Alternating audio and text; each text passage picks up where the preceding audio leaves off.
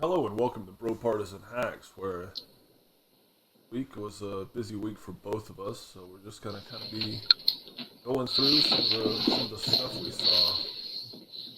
I know one thing I do want to get started with was how awesome was the real Justice League movie, Oh, right? bro. Huh? I when you sent me a text and said it's out. It's Thursday morning. I immediately so I was out at track practice. Well, I've been on spring break all week this week, and and it sounds like I've had a lot of time to like do stuff, but no, my three children under three were with me all week, so I haven't had time to do shit. Anyway, so I was at track practice Thursday morning, and you sent out the message that said, "Hey, it's out." Dude, I immediately went home and started watching it, and luckily my kids they're late sleepers, so when I got back home, I was able to watch like an hour of it, and then finish it when they went down for a nap. It was amazing. Maybe that's why it didn't feel so long to me, because I broke it up, so it didn't feel that long. And then, of course, last night after I got the twins down to bed, started watching it again. And there were some things I missed because, this is one of the reasons I like watching movies at home. It's because I can do things at the same time as I'm watching. Right. So, but of course, then I missed stuff. So, in my second time through, I was like, "Oh, that's cool." Like I missed, it's in the opening scene, so I don't feel so horrible. But I missed Steppenwolf like throwing the horses around. Yeah. And when I as soon as I watched it, I texted the teenager who's at his mom's house this weekend. I was like, "Dude, go watch this. You have to watch it now." Because he's already, he's got the login to the HBO account and whatever. So he of course, was like, "Oh, dude just throws a horse." I was like, "I missed that. Hang on." So, let me go back. Hold on. Wait, what were the horses? It was amazing. I enjoyed it thoroughly. I really like there's been a lot of trash talk about it, but so leading up to this, I've been watching a lot of the DC cartoons and stuff, like a lot of them. And man, the storyline just falls right in where it's supposed to. It falls in line with canon. So the new one, the old one was shit. Yeah. The Zack Snyder the original cut, 2 hour whatever. yeah. It felt like, so if I was to draw an analogy, it would have been more like if they had tried to put Infinity War and Endgame into the same movie. Right. Like, and cut both of those full films down into one thing to present a story. And try to make it an hour and a half. Yeah. Yeah, and it was so disjointed that it didn't even make any sense. How do you get from point A to point B? Whereas with the Snyder cut, it all falls into place, right? And it's, I was thinking about it the other day. I was like, man, you could have released a 4 hour movie in the theaters. I mean, Gone with the Wind released in the theaters, and that was 6 hours or whatever ungodly. Well, and it had the parts, so you could have given people a break, intermissions, whatever. But yeah, again, we're in the era of the binge watching at home, right? So right. For most people, sitting on your ass for 4 hours on the couch watching, it's not that big a deal. Whatever, series that you're watching. I mean, whether it's Naruto or Peaky Blinders or whatever else you've got on, sitting there watching a show for 4 hours in your house is no big deal, right? Nowadays, right? So, like you said, I broke it up into 4 different parts because I had short breaks and I had to go do things, and then I'd sit down and watch it again. Right. I was determined to finish it last night, so we can talk about it, right? So we got to be spoiler free, though. Yeah. Well, I will say that as far as this might be a spoiler, but for anyone who's seen the original one, they know the flash forwards that like Batman has of premonitions of like the world makes way more sense now. I mean, well, it makes way more sense now, and you know where it kind of fits in with what happens. But also, like, as far as like the DC comics go, it's always been like the worst outcomes have always been when Superman loses his mind. Like, yeah. Like historically, through all the DC comics, it's like if somebody mind controls Superman, or if he goes crazy, like that's it. The world's over. There's no stopping him. Yeah. Yeah.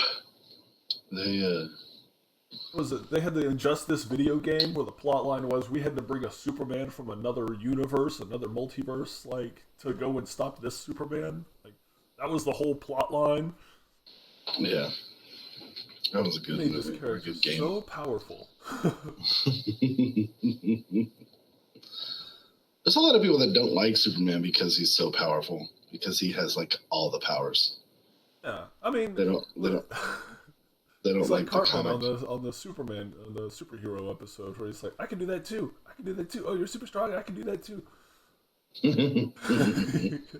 Oh, you shoot laser beams out of your ass. I can do that too. But mine are like super better. It's kind of like Darkseid though. Like his laser eyes are freaking awesome. Like they just follow you. Omega like beam. What? Yeah. Well, I mean, they had to get somebody who was capable of killing Superman, right? So then that's the other thing, right? Is the bad guys and the villains have to match up with the good guys, you know? Yeah. Darkseid's pretty badass. Oh, I was like, Jesus. I think Darkseid beats Thanos in a fight. 100%. And that's one thing. There's like there's a few things that like they I think Rooster, I don't know who does it. Death Battle, like the Death Battle YouTube channel. I think it's Rooster Teeth. I haven't seen it. They do like mashups like that. They did like 2 Goku versus Superman things. They did 2 different. Rooster Teeth is the one that does Ruby, RWBY. Yeah. I enjoy. That's like I'm not an anime person, and I know that's like not a popular position for people to take. But I'm not like a huge anime person. But I enjoyed the shit out of Ruby. Yeah, I thought that was really fun. I don't know. It's a fun story, fun characters. You know, it's... that one and the what's the fighting school thing where they like. I don't remember. Was it one of the ones your kids was watching? Yeah. Soul Eater? I don't know. No, I don't know. Okay. Anyway. Sorry. No, it's fine. Sorry, it's fine. Off topic. As far as like Thanos versus like Darkseid, because Darkseid's transportation goes from can go from universe to universe. Thanos' one weakness is that the Infinity Stones that he has only works in this universe. So if Darkseid can drag him to another place, then he just beats the crap out of him. Yeah, over. His stones will do nothing. Of course, in the movie, they were a lot weaker than they were in the comic books too. That was another thing. It's like in the comics, they never exploded, and they had to like get it off of them. That blow his arm off or whatever. Nerdy. All right. Yes.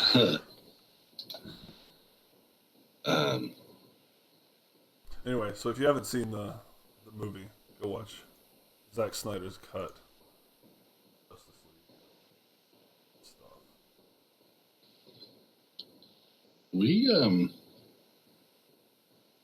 We didn't really update our main themes at all. This week. Like, I don't know about you, but I had a very, very busy week. So like the idea, like for work, and so that like paper I sent you about halfway through, where I was like, yeah, I have to basically like translate this like Department of Defense research paper into something I can use for work.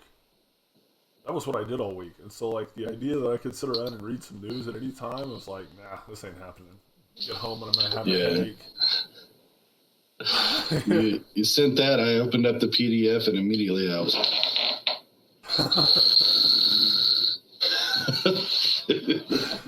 I don't know what happened. So, all of a sudden I'm asleep. Woke up 5 minutes later. So I just saw this thing. You probably haven't been on Twitter a whole lot this week since you've been really busy. But there's been a lot of like trash talking about the weight rooms that for the girls versus the boys. Like the boys' weight room and then the girls' weight room at the tournament, the basketball tournament. I guess at the convention center or whatever. So this girl posted this on TikTok, and then it got onto Twitter and then blew up. So the boys had this huge weight room with lots of equipment and lots of things, and then the girls had like one little rack of dumbbells. And so it like blew up. Well, I just saw last night, now the girls have a weight room. So they added a whole shitload of equipment. It's huge. They got like tables of like bands, exercise bands, and weight equipment and machines and all this stuff. So they, I found it. I guess enough people got upset. What's up? Give me 1 sec.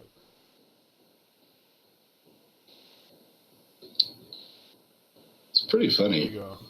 I messed up your picture though, but there is the weight room picture you're talking about. The women's.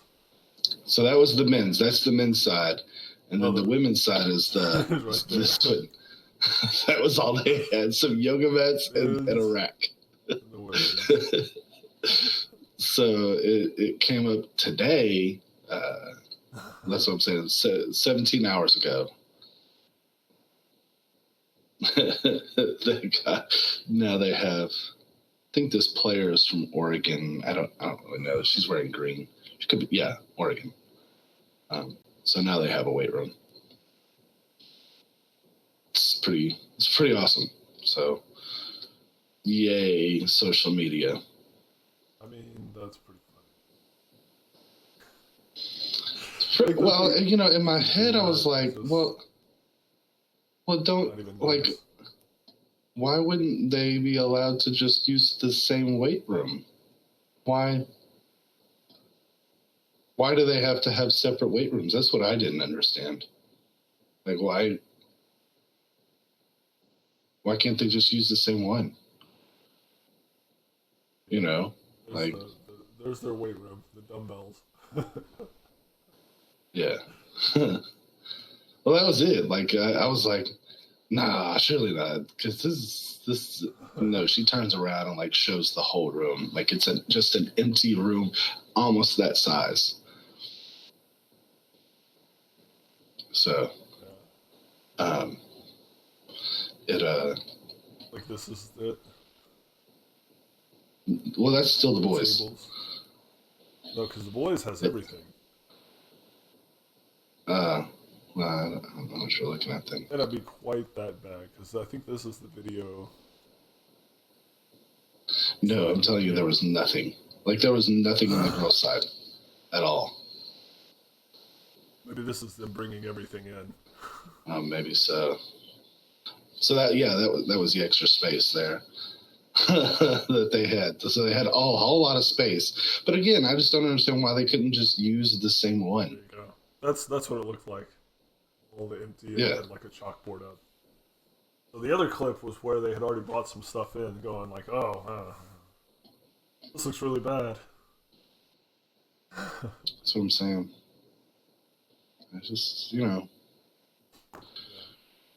I'm probably like, being too simple about it. Like, well, just go use the men's one, or just, I don't even know why there has to be a separate weight room. Like, why can't you just use the same one? But, you know, do you think it's like Title IX, like motherfuckers. Yeah, Title IX, motherfuckers. Like, if you use this for men's, you got to do this for women's. Like, that's what it is. So, I mean, I get it, but at the same time, I don't. Because, like, if you're at the same place, why spend the money on 2 weight rooms? Why separate in the first place? Why have this be the men's where it's like, and then the women's is this little bitty bit? Like, I don't understand. I agree. Why even separate in the first place? Just be like the weight room. Because you know what we have at our high school? The weight room. Everybody gets to use it. Do they use it at the same time? No. I mean, it's on the schedule. Girls have first period athletics. Boys have last period athletics. So maybe that's why they had to do it separately, because with the tournament set up, they both got to be able to get all the teams into the same workout time, right? Maybe. You're going to put a whole team in there with one little rack of weights? I don't really care. One little team, a whole team of girls with one little rack of weights? That's fucked up. So I'm with her. I'm with her on that then. If that's the case, if it's a scheduling issue and you have to separate them because of scheduling, then yeah, that's real fucked up. Like, I'm not saying it's not. I'm just saying that's why that pissed me off. Did it. Because it was... You got a team of 18 to 25 girls and you're going to put them in there with a rack of dumbbells? You're an asshole. And yoga mats. Oh my God, what asshole is doing that? Oh, the girls, better put some yoga mats in there. Girls like yoga, right? What misogynistic asshole did that? Put some yoga mats in there. D1. You know how good you have to be a D1 athlete? Like, oh my gosh. Well, you know, I'd say they messed up.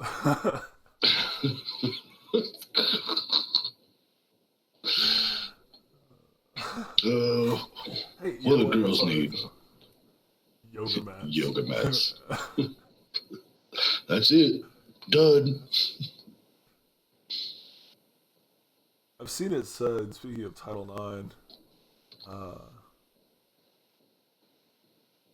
that the HR5 is basically going to get rid of Title IX in colleges. Or not, yeah, HR5. The Equality. Is that the trans one? It has a lot of that in it, yeah. Alright. No, okay. Study on ranked choice voting. Do you want to pull up the, oh, well, real quick, I think this is funny. You ready for this? Yeah, I'm ready.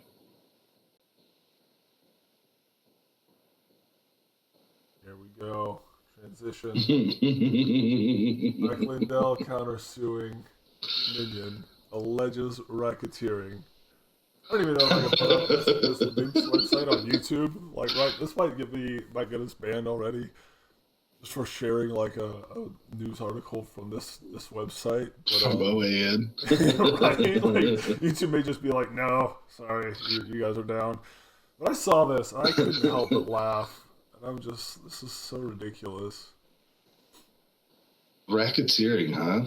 Racketeering, yeah. So they are creating the racket by getting their machines into the state. That is the racket that he is proposing, I believe.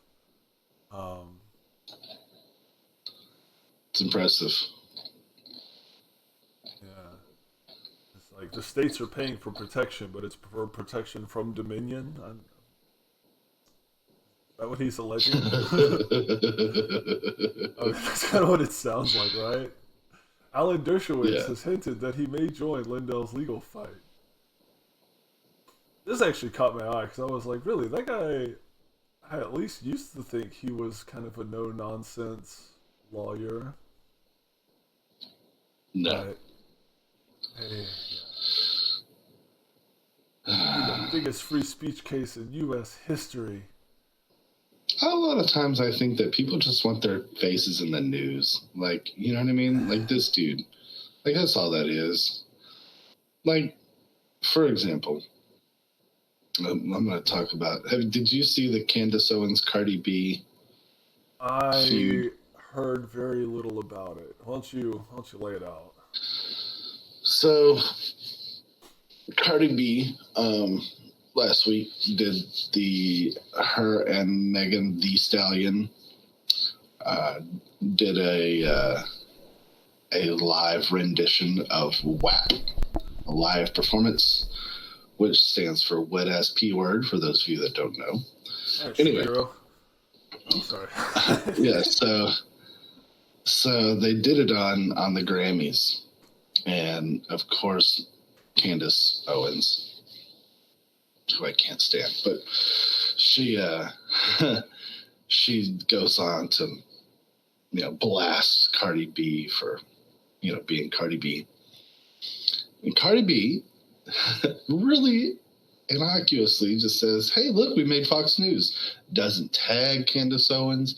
Doesn't really start shit. Like, she just says, "Hey, we made Fox News. Cool," or something like that. Well, so here's the thing. So Candace Owens starts a thing, and she's like, "Well, if you wanted to at me, you should just at me, blah, blah, blah, blah, blah. If you wanted to say it, just, talk about it." Mm-hmm. At the end of the day, here's what I think. I don't think she gives a shit. Cardi B has 17.5 million followers on Twitter. I was just looking for. Candace Owens has 2.6. That bitch is clout chasing. That's all. You can call it whatever you want. Maybe she has principles. I don't think she does. I think she just, talks and found her little niche because she's a piece of shit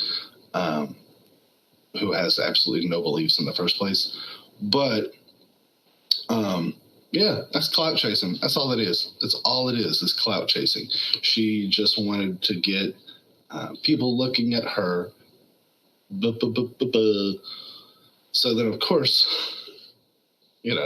Cardi B talks mad shit. She's like, "Oh, yeah, well, your husband fucks his brother," or something like that. Or, "You fucks your brother." Like, something ridiculous. That was a fake tweet, and she just reposted it. So now Candace Owens is going to sue Cardi B for posting that fake tweet that she didn't even create.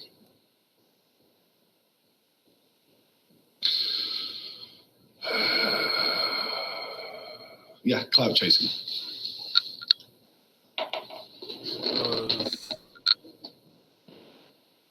So it's no case there to what's your case?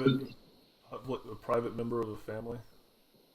I'm just asking, right? So like if like say she didn't make it, is it libel or slander? Slander is written, right? Libel is written. Slander is spoken. There you go. So the libel. Is she liable for that? She didn't create it. All she did was retweet it.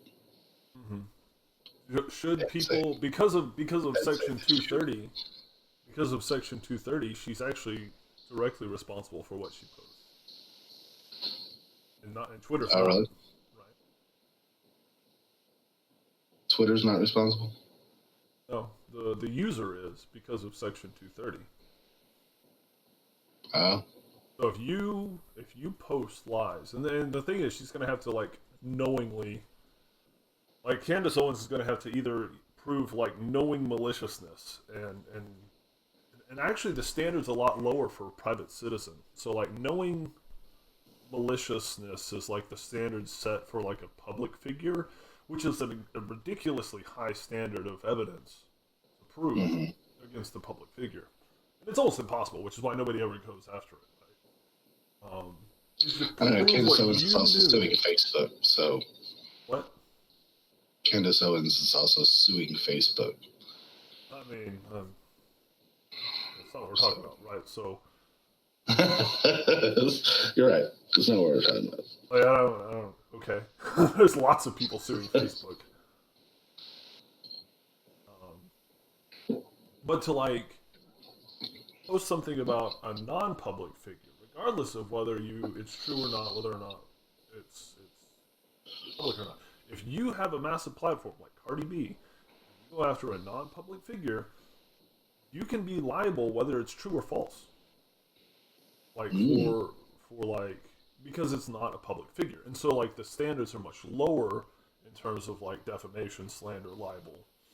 That's true. Because you have a massive platform. Like so like she is actually kind of like maybe put herself in a little bit of hot water depending on how this all shakes out. Because it wasn't aimed at Candace, it was aimed at her husband and brother. Regardless of whether it's true or false. So doesn't matter. So it doesn't matter. So I guess she would have to be like, because it was basically a fake tweet that somebody said that Candace Owens tweeted. And so all she has to do is say, I didn't know. I thought you tweeted that. Mm-hmm. That's it. Done.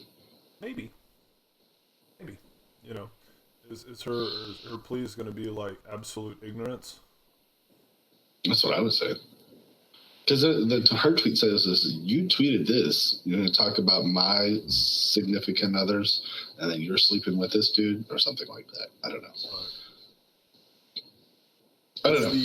Well, and then it goes back to the media responsibility, right? Because it's like, well, it was reported by BuzzFeed or whatever that this tweet was whatever, but then, like, are they liable for it then? If they reported on it on fake news, on a made-up thing, they reported on it as if it was real, are then they liable for it?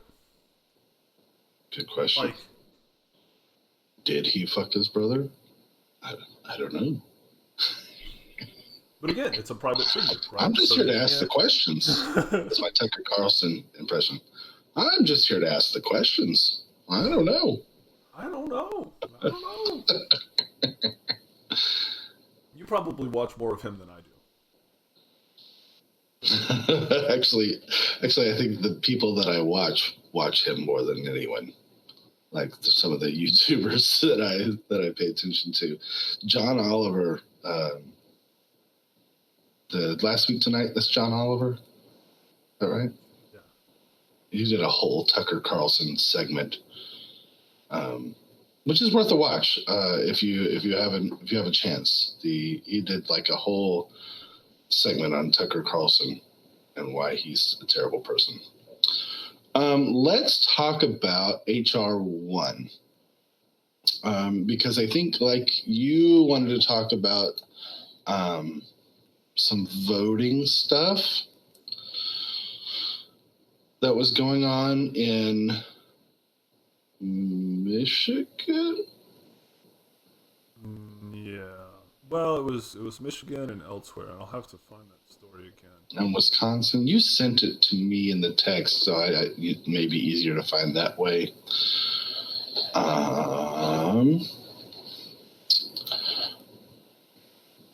But just kind of going through. So I'm going to tie this into it. Go ahead. I was just going to kind of go through the HR1 like sections here because it's a lot. It's a huge, huge bill. And it says, starting with requiring availability of internet voter registration, use of internet to update registration information, which would be, I'm just going to say, like, if you live here, registering to vote is kind of a pain in the ass because you can't do it over the internet. You have to either mail in a thing or you have to go to a place. Like, it's kind of an ass beating. Provision of election information by electronic mail to individuals registered to vote. I don't know why we wouldn't do that already. Clarification of requirement regarding necessary information to show eligibility to vote. Prohibiting state from requiring applicants to provide more than the last 4 digits of Social Security number. I agree with that. based on the thing that I just saw. Report on data collection, permitting voter registration application form to serve as application for absentee ballot. And I don't know what effective date means. It'd be like the effective date for whenever this law was supposed to come into effect. So it'd say something like, with the next when does it? election, Okay. whatever after this bill is passed, or whatever, something like that. Automatic registration of eligible individuals. I like that. I am a big fan of automatic registration. Mm-hmm. Like, once you turn 18, boom, you should be eligible to vote. Like, I think you should be automatically registered in the system, ready to go the day you turn 18. The government has that information. There's no reason why we can't do that. Like, if you've got a Social Security card, you're 18 years old, you should be instantly registered. Well, I mean, since we're going to make everyone eligible for the draft as well, it should just tie into that, right? Exactly, because my son sure got a letter when he turned 18. Selective service. Like, they know. They fucking know. Let's see, voter protection. So a couple of the big things that I've seen that a lot of people are upset about is, I think, something about felons being allowed to vote. Yeah. Which I agree with. I 100% agree with. I think they should be allowed to vote. Now, do I think they should vote in prison? No. I will draw the line there. I know there are some people that disagree with me on that. Should felons, if they're going to have their voter rights reinstated, are they also going to have their gun rights reinstated? I would say that depends. So would you say it depends on voting also? No. I don't think you can if you're going to reinstate rights, then you reinstate the rights. If you're not, then don't.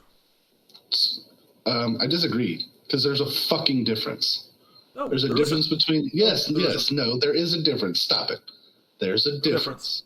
There's a difference between owning a gun and voting. There's no difference. And if these are the rights that are trying in the Constitution, there's no difference. There's no difference between owning a gun. See, and that's where we differ. Absolutely not. There is fucking common goddamn sense gun laws. There's no difference. Common sense gun laws where if you're a fucking, like, if you murdered people, no, you shouldn't have guns. Because there are people that get out of manslaughter in like 7 years. No, you shouldn't have guns, but you should be able to vote. They weren't charged with murder then. If they get out on manslaughter, it wasn't murder. Right? That's not what they're charged with. They still killed somebody. Okay. But you could have killed them with a car. You could have killed them with a car, and then you're going to say they don't get a gun? That's manslaughter? Yeah. Yeah. So, you don't get a gun. But you can vote. No, absolutely not. If you're going to give one, you got to give both. They're not the same. They are the same. They're not the same rights. No. What? No. They're not the same. Well, unless you're going to say that they're inalienable rights that you're born with. Yes, they are. The right to own a gun. Mm-hmm. Your right to defend yourself. Absolutely, 100%. It is not a privilege. It is a right. And if we take the rights away from a felon, they have shown that they cannot live in the civilized society, and they've got to go pay their debt to society for whatever time. If we're going to reinstate the rights, then you reinstate the rights. Not, all right, then. Don't. If that's what they got to do, then fine.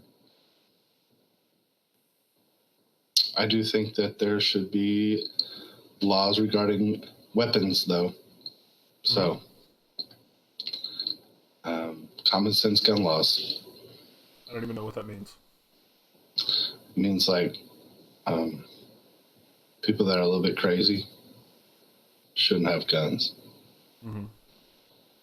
So who decides that? State? Doctors. That they're supposed to. So the doctors that work for the state. Then you end up with the same situation where you had the prison that was sending off female inmates to get sterilized. That guy worked for the state. That's true. You make a valid point. So who's going to make those decisions, right? Like that's always the biggest thing that I have with these policies and these propositions. Is like who decides? Who decides, right? So like same people that decide. I mean, there are people that sit in a fucking room and decide whether or not somebody gets to get out on probation or parole, like the parole board.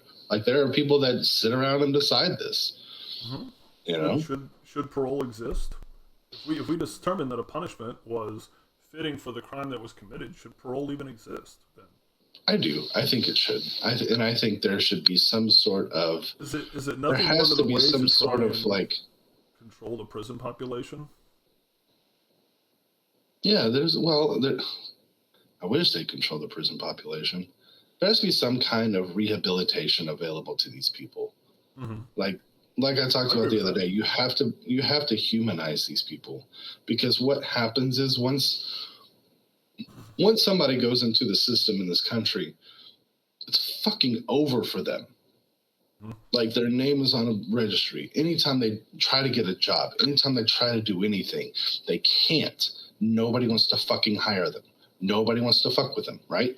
And so as soon as that happens, their life is over. They can't go forward. So that's why you have a lot of retreads in prison, because they get out, they try to make it work, they try to do things, they try to get a job, try to re-enter society, and they get shut out. And so they're like, well, I know how to be a criminal. I got some homeboys that I met on the inside, and we can go start an enterprise, right? And they get right back into the same thing. And so I think a lot of times there's without some type of rehabilitation ready for these people, it's just a continuation. So we have to have a way of humanizing these folks and getting them back into society. Like that shit can't follow them forever. There has to be a way. I 100% agree with you. I agree with all of that. And I think voting, I think it starts with voting. Huh? I said I'm mostly just throwing shade at you. And I think it starts with voting. Right? So it's like, again, if you're going to reinstate rights, then reinstate rights. That's where I draw the line. I changed my position. You can't have one without the other. And have we talked about that? I changed my position on guns this summer. What's your position? This past summer? Oh, maybe. I used to be pretty anti-gun. Like I was, didn't own guns. Never had guns in the house, mostly because I've always had little kids in the house. But I, not a very big gun person, not a hunter kind of thing. Well, over the course of all of the riots and the protests and the things of that nature this summer, I saw a couple things. One, the people without guns tend to get shot by police or bullied by police quite often. And it's pretty bad. Like, because they try to have a peaceful protest, the police show up in their riot gear with their mace and their rubber bullets and whatnot, and they just start fucking firing at people, right? And then I watched these dudes in Michigan, this militia, show up to the Capitol fully fucking armed, right? Locked and loaded. They walk into the Capitol, and people are like, hey, buddy, why don't you calm down? Hey, everything's fine. It's all fine. Just come on out of there. It's amazing what an armed populace can do to a tyrannical government, isn't it? Bro, I was just like, everybody should have a gun. Everybody should have a gun. 100%. Especially if you're going to protest. Like, you should just carry. Like, openly, brazenly, and honestly, carry your firearms. And all of your buddies should have them too. There's a couple groups down here in Dallas that like go on marches with their guns. Speaking of, that was another. I think it was John Oliver that did another segment on that. It was like it was Dallas. It was about Dallas people, and And so they had like one that was in a suburb. They had a march of like Whitey Wick-Whitertons about gun rights. And there was like no police involvement.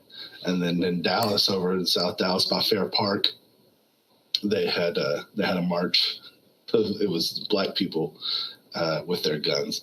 And they had 4-car police escort. It was like all surrounding them as they did their march with their guns. I mean, that's like the thing, very, that, very. Like when I hear white liberals talk about gun control, right? And then I'm going to point this directly to your side.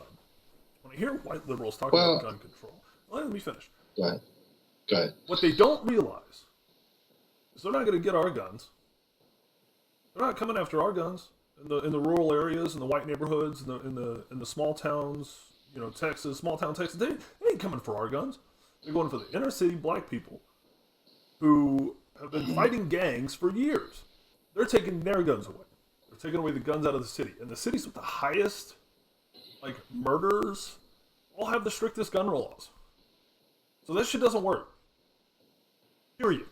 Well, there's no discussion. So one thing that I've learned moving further left is that real leftists are very pro-gun. Yeah. Marxists are very, very pro-gun.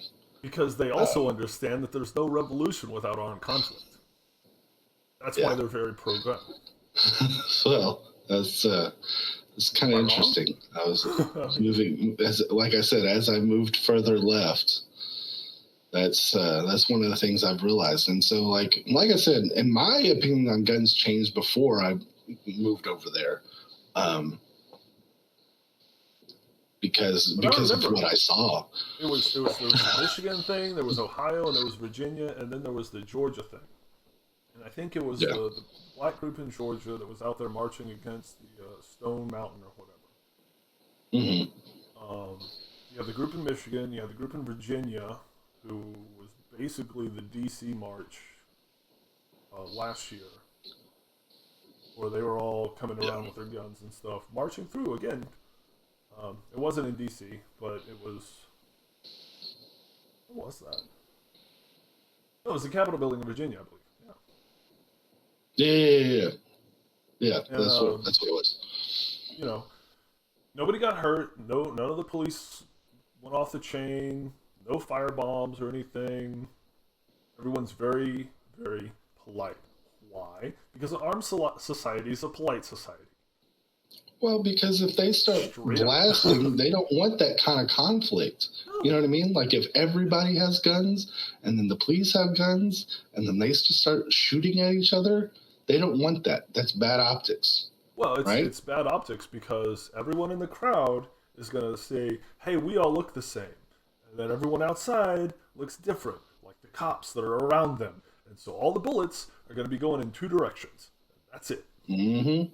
That's the difference. That's the difference. The bullets will be going in 2 directions, not just one. Not just one. And that's right. And so, and then I remember I laughed hard because it was the John Brown Gun Club they were marching in. No, it was the NFAC, the Not Fucking Around Coalition. Not Fucking Around. It's a great name. The Not Fucking Around Coalition. Yeah. The NFAC was marching with the John Brown Gun Club. They're in Georgia, and they shot themselves through terrible trigger discipline. So that's another thing. It's like the right-wing militia groups, they're probably all ex-military. And there might be a few ex-military guys on the far left side, but they are vastly outnumbered by the crazies on the right. Well, so another thing though since we're talking about guns, we've had in my town just in the last month. 8. That's the one I was going to look at. A couple of kids that have accidentally either shot themselves or shot someone else, on accident. And so they get a gun and they play around with it, and then it goes off and somebody dies. It's happened twice in my community over the last month, maybe 3 months. I don't know. Either way. So while my stance on guns has changed, there has to be some type of training. There has to be, like, if you're going to have guns in the we need to house. have mandatory firearm training at elementary schools, 2nd grade. I'm serious. Dead serious. I could not be more serious about this. Well, I mean, you don't have to do it at the school. You can go elsewhere. It can be a field trip, but everyone needs to have. I mean, I would do it safety. with. You could probably do it with fake weapons, because actually, there is a class, and I actually taught it. I'm actually trained to teach. It's called Hunter Education. And I had to go get another certification. I tell you, I've got certifications coming up my ears. But it was coupled with angler education when I went to this class. And so it was Hunter Ed, Angler Ed. And so I taught a lot of fishing stuff in the outdoor adventure class that I taught. But there's a whole, like, and they have like these whole rifles, like little orange rifles that you can train with on how to, put it down, not point it at somebody. And there is that the education in the state of Texas is out there to teach kids. And it is ready to it. And it's called Hunter Education. And they, like, you have to be be at least 14, I think, in Texas to get that thing to be able to go hunting on your own. Does that mean? I think that's right. I think it's 14 to go hunting on your own, and you have to be certified in this Hunter Education to do that legally.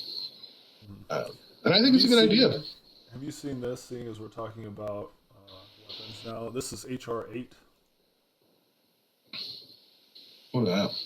This is to require a background check for every firearm sale. And this is kind of a joke, and this is like a meme on the right.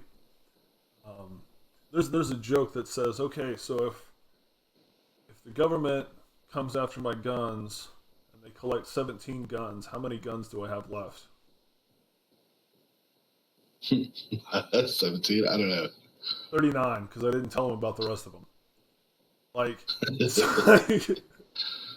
like this is a meme on the right, because a lot of people believe that, like, it's their right to bear arms and they don't have to tell the government, about the firearms and the weapons that they have. So they don't, right? And that's just a fact. That's, like you've said, there's more weapons in this country than there are in the rest of the entire world. Like, there's more weapons in this country than there are people.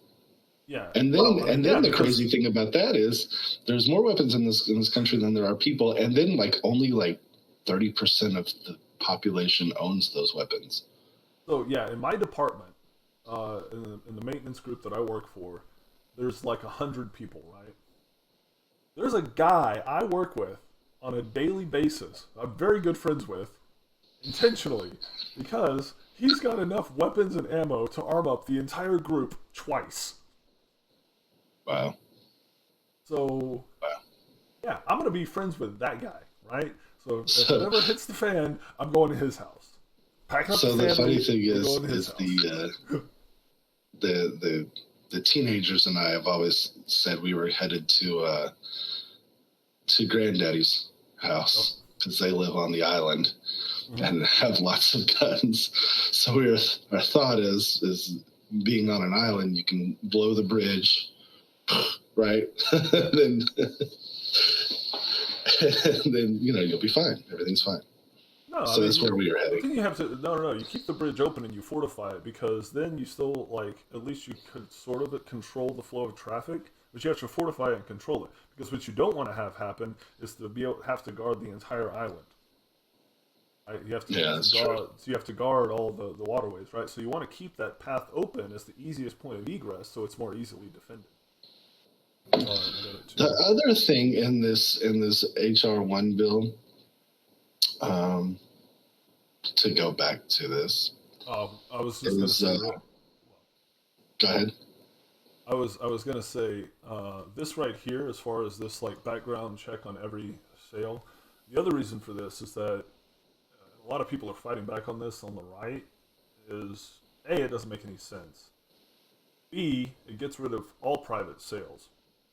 So the idea that you and I could, like, so if I had a gun, right, and you lived on a farm somewhere and you had a feral hog problem, and I loaned you a rifle, I become a felon. Oh, I'm an wow. automatic felon if I loan you this rifle to deal with a problem on your land. I don't even have to sell it to you. Right? I just have to loan it to you to go use on whatever. I'm a felon automatically if I do something like that. So if you went hunting with Granddaddy and you borrowed the rifle out there, you're a felon, or he's a felon now. I've got That's what this does.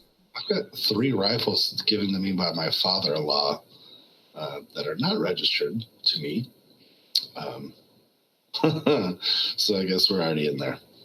Yeah. So, like, if this bill passes, he becomes a felon. That's crazy. That's how, like, draconian this one is. You want to go back to HR1? Yeah. No, I don't. Yeah. I don't think this bill is good. Yeah, that one's. This is just so big, so much. The other thing that a lot of people are talking about is lowering the voting age to 16. We need to lower it to like 12. Stop there. So here's my opinion on that. Young people already don't really vote.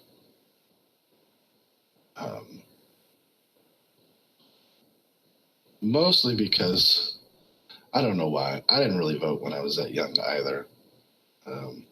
I was more, it's funny enough, I was more politically active from age 16 to 18 than I was 18 to 25. Mm-hmm.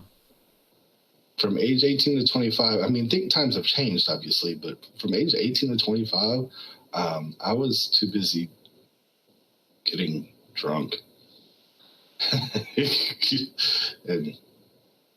and trying to pick up ladies.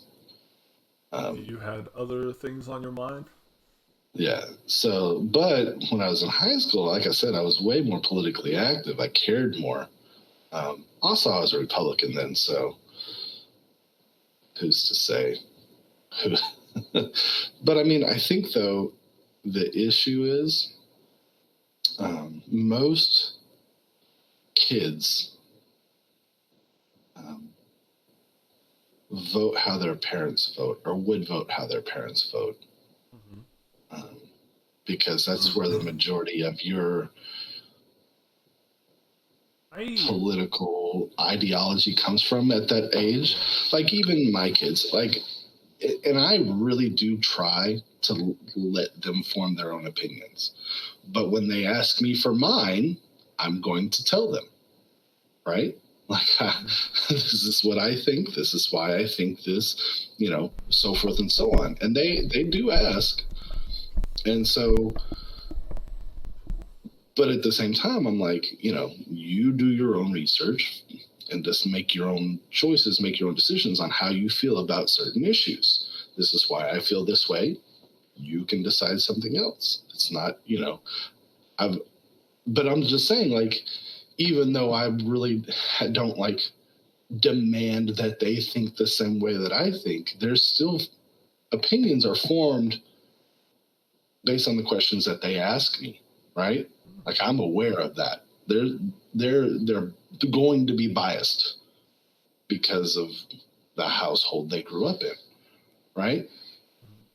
So that's why I'm a little leery about the 16-year-olds. I think voting. The left 100% and absolutely should be leery of it because conservatives are having more kids.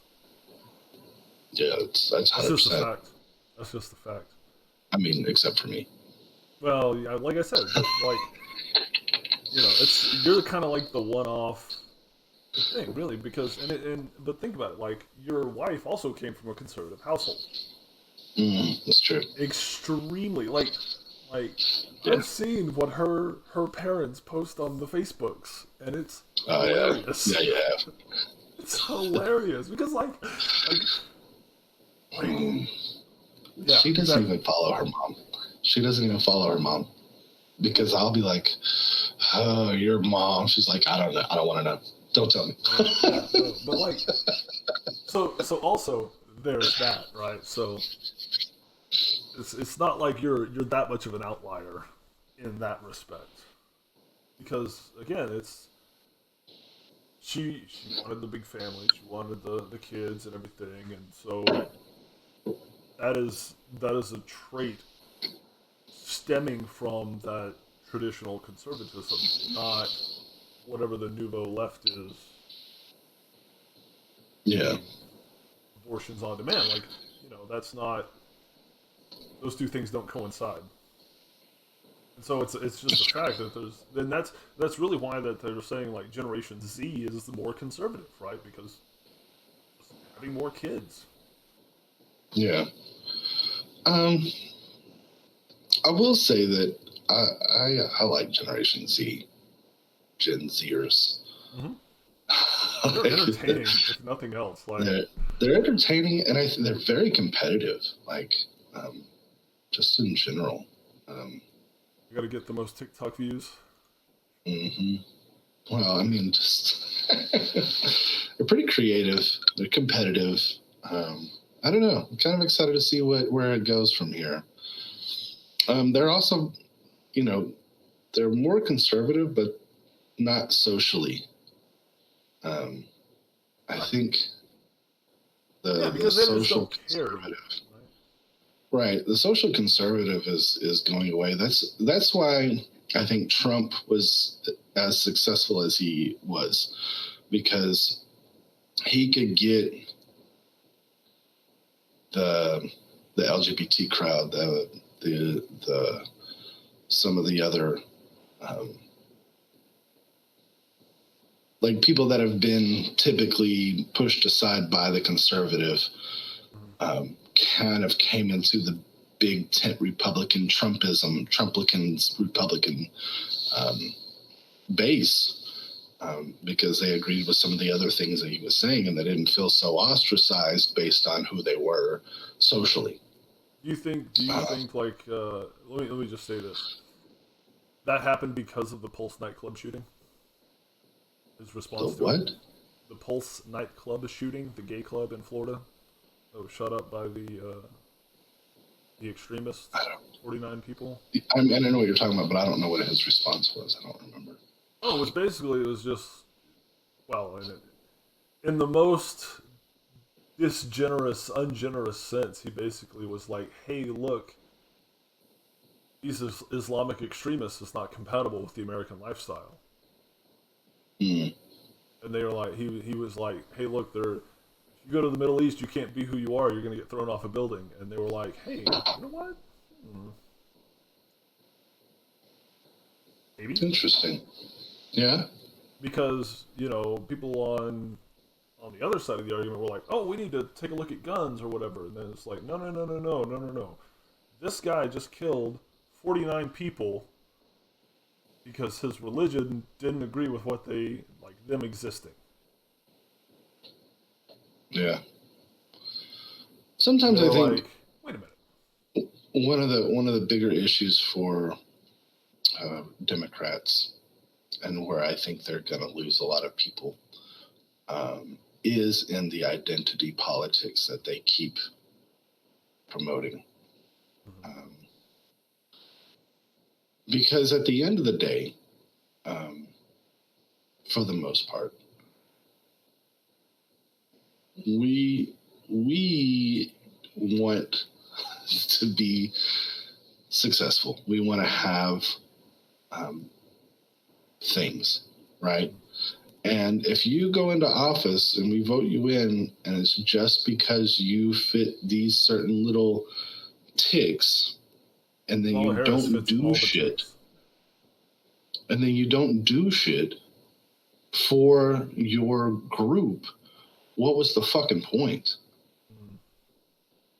Like, great, you're Kamala Harris is Asian, Indian, African, white, all of the things. Every time I turn around, They're saying she's the first Asian American to do this.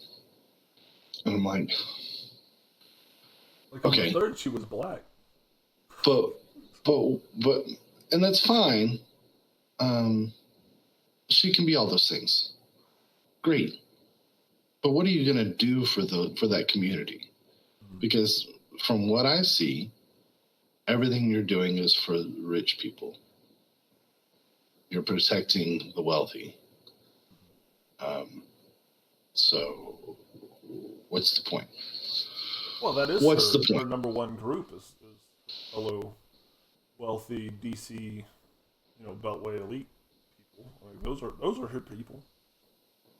I think they're all their peoples. I mean, that's the thing. I want to talk about, like, you tried to jump back into it and I stopped you, but this HR1, and the reason why I think it's an absolute travesty. At the end of the day, in the bottom line, all the other euphemisms I could use for this is it. It's 100% unconstitutional. How's that? Because it removes election control from state legislatures. It's 100% unconstitutional to federalize the elections of the states. And that's where I was going to go into this story here. I sent you this story this months after Trump complained. Some courts are finding irregularities in the 2020 election, right? Mm-hmm. This story doesn't talk about fraud, right? What the story talks about is that they violated state law. Right? Mm-hmm. This goes back to the Pennsylvania case that was kicked out, right? Now, whether or not the courts decide to take an issue with these things is a whole other matter, right? But on the surface of it, this is happening.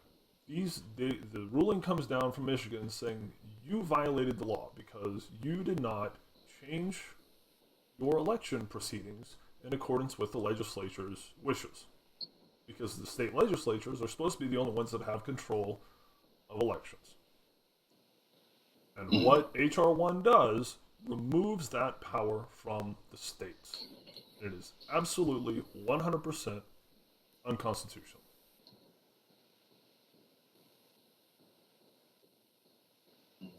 In every form. So even all the good things, right?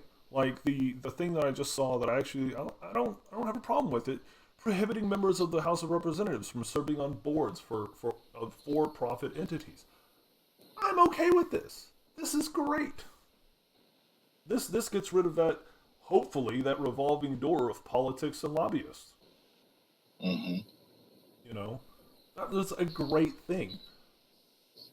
And maybe they could do this in another bill. But as far as the controlling of the elections, no. I mean, I don't know how much controlling of the elections per se it is, because looking into it, okay. Even the first thing you said of voter rolls, automatic registration, requiring availability of internet for voter registration, the automatic registration and the controlling of registration is unconstitutional because the states regulate that now. So even like the thing, but that's not. But I disagree with that. I disagree with that. Because registering to vote I don't think should be controlled by a state. Now, the state can run their election. Mm-hmm. Yes, I agree with that. The state can run an election. You can run it however the fuck you want to run it. But I think the citizens they can require availability to register to vote. Registration to vote shouldn't have fuck all to do with an individual election. I think this bill is going to allow the Republicans to cheat more than you've ever seen before. Same day registration? Huh? What's stopping Republicans from doing all the things that they say the Democrats are doing? Nothing. Nothing. In fact, and this bill will make it easier. Most of the time they catch people with fraud. Most of the time they catch people with fraud, it is Republicans. Not in 2020, but whatever. No, I said catch people when they get caught. I did also caught. Right? The big story in Texas was that lady who worked for the Republican in San Antonio. That was the Veritas thing. She's in jail now. She went to prison for their reporting. Yeah.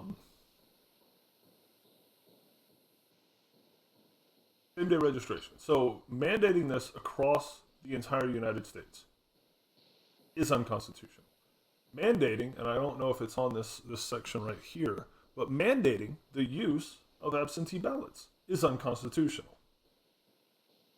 That is running the election. Okay, I'll give you that. Permitting voter registration application, application for absentee ballot. I will agree on same-day registration, and here's why. I got purged for whatever reason from the voter rolls. I think why I don't understand why you would want less people to vote. We have like 50-60% of the country votes. Why is it the mission of the Republicans to make it more difficult to vote?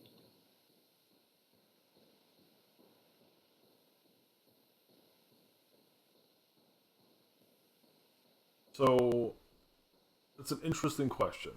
And the only thing I could say is it's power grab, right? As far as the Republican establishment. Would you agree with that? What do you mean power grab? Well, it's to maintain whatever modicum of power they have, right? So they know that if however many people vote, a lot of people vote default Democrat, right? Default liberal progressive, right? It's my belief. You can argue with this if you want, but the majority of Democratic voters are low information, which is why they want to lower the voting age to 16. Low information, right? That's how I see it. And you can argue with me, whatever, right? But if people who are only paying attention to, if people who are only paying attention to, well, and I will say that on the right, there absolutely are the low information voters. One thing, but on the grand scheme speaking of that, go ahead. But in the grand scheme of things, if you're talking about lowering the voting age to 16, you can get 6 million kids in the Chicago area to vote for a certain thing. It's absolutely going to swing an election. Yeah. Well, so, how many low information voters are you going to have out in BFE, Kentucky, right? That are going to be like, yeah, okay, they're low information voters, but that's not enough to swing an election. I will say this, because I don't know. I think a lot of people are low information voters. Majority of voters. But one of the things that's always driven me crazy is that people, the people that leave the left or whatever, because of a lot of the identity politics type stuff and just the shaming, K-Hive type shit. And so they leave the left. Here's the thing that I've never really understood, because my core values have never changed. Like, the things that I believe have never changed. Now, whether I agree with those people or not is not going to change where I stand on issues. Like, I'm not magically just going to be, oh, well, I really don't like that person, so I'm a conservative now. Mm-hmm. Now, it has pushed me further left, into some of the class issues that I have, but like I said, my core values, and this is what I don't understand. If you can just be like, oh yeah, I'm a conservative now. I hate the gays or whatever. I don't know what it is. Like I don't, now I'm against all things socialist. I don't get it. So like, I think that there were. Does that make sense? Yeah, and while I just don't understand. Like, then you weren't really a lefty. If you left the left because somebody was mean to you, then you were never a fucking leftist. Yeah, that's how I feel about it. You were a fucking identitarian fucking Republican, and really, honestly, the Democratic Party is not fucking left. We have two right-wing parties in this country. We have a right-wing Democratic Party and a fucking far right-wing Republican Party. There is no left party in this country. Mm-hmm. And to pretend otherwise is pretend. You do. You have the DSA. No. You have the DSA. I mean, I'm powerful. The DSA privilege. Is fucking ridiculous too. Point of personal privilege, I am offended that you would say they're powerless. Yeah, they're powerless. They did win in Nevada, though. They won. They won big in Nevada. Hey, you know what I found though? I'm gonna take a segment here. Remember that I was talking about George Washington? I found the book about George Washington being gay. It's called The Great American Bathroom Book, Part 1. Anyway, this is where I developed my whole perspective. It says, George Washington kept a meticulous journal. Few men have written more, yet he was not one to waste words. Sports and recreation, horses, dogs, and business all interested him. In social matters, he was adept, though he never seemed at ease with the ladies. However, he was an excellent dancer and had relationships with all various women. Excellent dancer, never at ease with ladies. Okay. He married Martha Custis, a wealthy widow with 2 children. No offspring resulted from this union. But Washington was a devoted father to his stepchildren. That's it. That's how I developed my whole theory based on those 3 sentences. I don't know. I cracked myself up. Sorry, I glanced over it. I didn't mean to interrupt. Maybe he was just a modern day incel for the 1776. Right. They didn't have the internet back then, so he had to go dance. Dude, gays were stunning back then. Let his feelings fly with the. You got stoned back in those days if you were gay. So, but it's how it goes. It's whatever, man. You get them. Victoria you get married messed us up pretty good, right? Right. She needed a man to help manage affairs, and he needed a cover up. So there you go. Needed a beard. It's a marriage of convenience.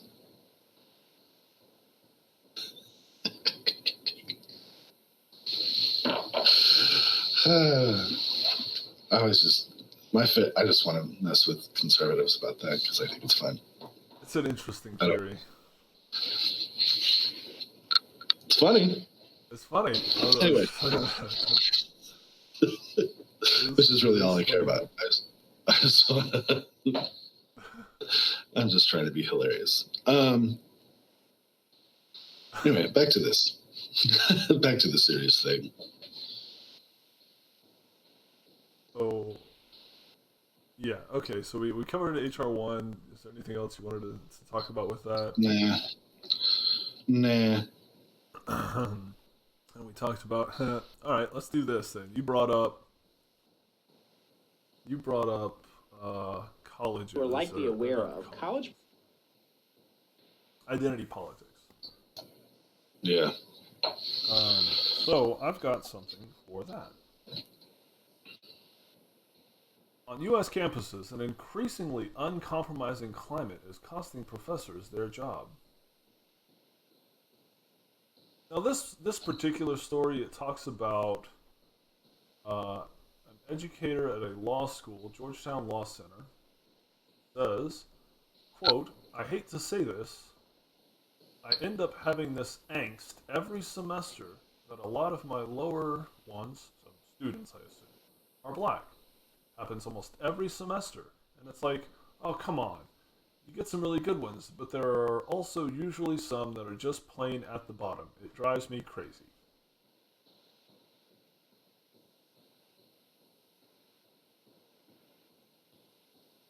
He was terminated.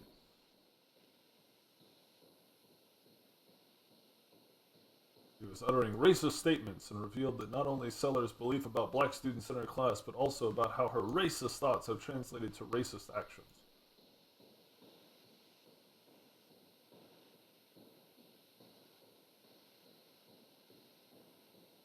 He was immediately fired. Which is really what the article goes on to say, like, hey, wait a minute, everything happened so quickly, this precludes any meaningful investigation of what actually happened. Because this video got out and made the school look bad, and they fired her. Maybe that's what they fired her for. Just being in the news. Hey, I'm going to say this. When you get hired on, one thing they say is don't be in the news. Like, for whatever. Like, don't be in the news. We get that too. You don't represent us, don't be in the news. Don't make us be in the news. Because the only time like a industrial plant is in the news is if something explodes, right? So Yeah. Yes. Well, we can be in the news for good things, but that's school sanctioned. Right. You get to sign off for that one. So if this is all that was said, is that hey, a lot of times the students that I have, they violated the right to due process. She has a case. Honestly. yeah, Like that straight up as a violation of due process, and in any definition. They fired her immediately. Yeah, there was no due process. So it was just strange coming from a law school, Georgetown freaking law school. You don't know that you violated her right to due process. I'm gonna have to cut that out. What? There was a word on the screen which we're not allowed to say. I'm sure I can't have it up on the screen either. No. It was in the news article.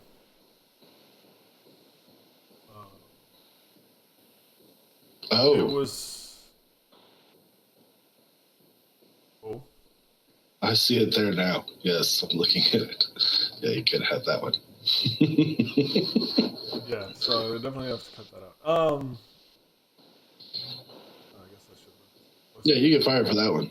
Yeah, I get fired for that one. Well, but he's talking about in an educational context, so it'd be like if you had to read Mark Twain aloud in class. And when you were in school, did you get the preface from the teacher that's like, this word is in the book? I was way past the point of reading out loud in school. Like, that's a Huckleberry Finn? No? Okay. Yeah. They made us read certain sections of it that we were to discuss in class. She just made the assumption not everyone read it. That not everyone read it? Yeah, not everyone did the reading assignment, so in order to have a discussion, she had to have the section read in class. Yeah, I mean, I don't know. Huck Finn, when did we read that? Like, fourth fucking grade? Like, I feel like we were way past Huck Finn by the time that would have been. A freshman. Really? Huckleberry Finn is a freshman? I was reading Animal Farm as a freshman. They didn't let us read Animal Farm. That was never required reading.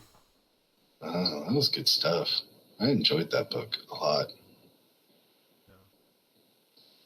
Yeah. Were you just like wanting to be a pig? Yep. Be more equal than all the other animals? Nah, I was what was Snowball? The Leninist. Snowball was he Leninist or was Snowball Trotsky? Snowball was Lenin, I think. Hold on. What was the Lenin guy? I don't know.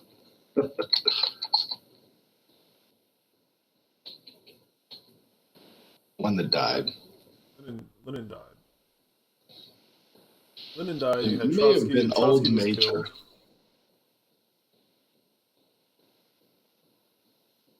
Yeah, I think it was Old Major. Oh, no, Snowball. Was it Snowball? No, Old Major. Yes, and Snowball was Trotsky and Napoleon was Stalin. So I was an Old Major guy. I was all about him. And then he died, and Snowball and Napoleon took over, and that's when it went to shit. I remember. Everything was rolling until they took over. Bastards. There's a... what did I... Oh, yeah, it was like the world Trotskyist thing I pulled up the other day. A couple weeks back. I pulled up their website. That was entertaining. Let's take a look at... Speaking of government overreach, why don't you talk to us about this story right here?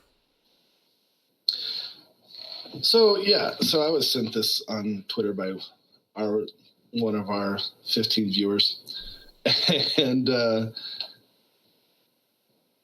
kind of blew me away. So basically, I think I have it up.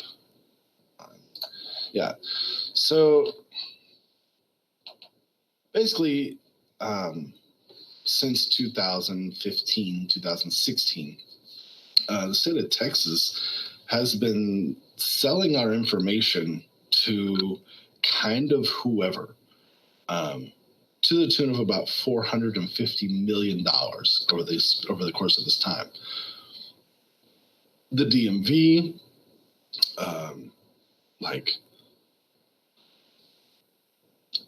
so where do phone spammers get your information about your car to call and trying to sell extended warranties? The state government. How did spammers get your name, mailing address, driver's license, VIN, make, model of your car, auto loan information, date of birth, even your photo? State government. Who helps facilitate identity theft? The state government. Okay. Want to buy 30 million Texas vehicle records, including registration and title? $5,000. So that's how much information.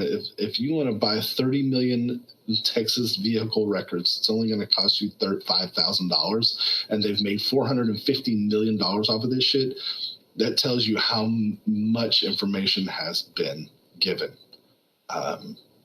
Now, this first broke back in 2015, and not a whole lot of attention was paid to it. Apparently, this company, Vertifor,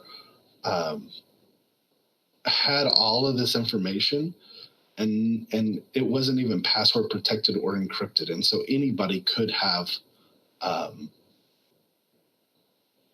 That's. Are you doing the math? I was saying it's $16,400 because of this plus 38 cents for each 1,000 vehicles. So 30 million divided by 1,000 times 38 times plus 5,000, 16,400. So 16,400 for the whole list. You need $1,700 in escrow and $135 a week. So you got to get the weekly updates. So 52 weeks out of the year. I just closed the calculator. Anyway, it's not that much money. So, dude. So, like this, it is, and my question is, what the fuck are they doing with the money? That's a lot of money, right? Now, so I got into another article besides this Texas one or this Dallas Morning News one, and that we're talking about, it started from insurance companies needing that information, automobile. I mean, we used to have to be able to pull that information to make sure the title was clear, et cetera, et cetera, et cetera, when I was selling cars. So that all that information has to be available to certain businesses, right? But like it's a matter of importance. Like you can't share that stuff. Like that's personal stuff. So you can't just sell it. Apparently the Texas legislature is very upset about it, and so they're getting into it. So they're, SB Senate Bill 15, person cannot sell motor vehicle records bought from the state, $100,000 fine. SB 16 prevents state agencies from selling information without an individual's written consent. Senate Bill 475 prevents unauthorized sale of data, improves confidentiality standards, and creates statewide cyber defense systems, et cetera, et cetera, et cetera. So the thing that I think is cool is that's Senate Bill 15. That's a pretty low number, right? So that kind of ranks its level of importance. Isn't that how that works? The lower the number, the higher the importance level? Well, maybe. But if you think of it in terms of a $100,000 fine per vehicle of data sold, it'd be a hell of a lot more money. But I don't know how it's written. Yeah. So, because if you're thinking $30 million at $100,000 a pop, 30 million vehicles at $100,000 a pop, that's a much larger number. That is a much larger number. So, but I don't know whether it's bulk data or individual. But like I said, insurance companies, I understand why they would need that information. I understand why a car dealer would need to be able to pull whether or not a car has a clean title from the state, whether or not you have the ability to sell them that car, because that's the other thing. Like if you're trading in a car, we have to be able to pull from the state that you are the owner of that car, right? Like that's important. That's important to have that knowledge. Insurance companies, I get it. You know what I'm saying? Like I understand why it's important to be able to buy that information. And that's a service that the state would provide to an insurance company, to an automobile dealership. Like I understand that. But I think they got a little out of control with the selling of this information. Like it's not regulated enough. And so that's where the $450 million stuff comes from. That's why we get 15,000 phone calls a day about a extended warranty, Yeah. I've been getting texts lately, spam texts. Dude, right? I got one this morning. This is a new one. Reese, you still have 150 Amazon bonus credit. See what you can claim before it expires. Yeah. I didn't sign up for none of that. I had one that was like you won the Amazon earbud thing. Like I feel bad for people who like click on that stuff, because it's like, oh, now you have a Trojan horse on your phone and you use your phone to access your bank records, and so now all of it is compromised. Right. Everything. So yeah. Well, here you go. This fines for violators goes up to $1 million. Major privacy bill obsession for private companies, including Google, Facebook, and others, gives Texans the right to know what information is collected on them and who is buying it. That's a big one. It bans the collection of certain kinds of data and allows inaccuracies to be corrected. Written consent is required to release information. I want this one to pass. That seems a lot better. Because what I was going to say... 3741? Yeah, what I was going to say in regards to the state selling the data is like, we give way more data for free to Apple, Google, and Facebook, whoever else, right? Like, Twitter had a thing where they were, like, if you downloaded the app on your phone, it was, like, tracking other websites you visited through Chrome. Oh, wow. Some little backdoor channel. So, like that happened. The thing that they got caught doing, right? And that was how they, like, tailored your feed to, like, look at whatever you were browsing on the internet. So, like, we give so much information to these companies about just our daily lives.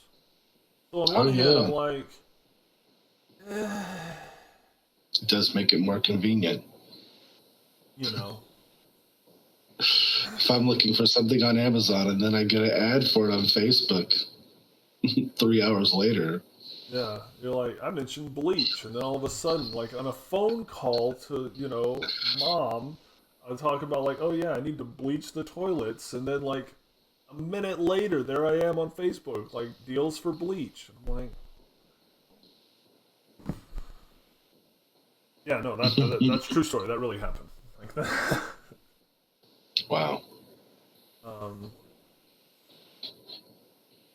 So again, it's, if there was a way that they could just say, like, all of these spam phone calls and texts are illegal, don't do this anymore, but then they actually had a way to, like, capture and enforce it, that'd be great, but the world's super interconnected, and I don't know that that's ever going to really go away.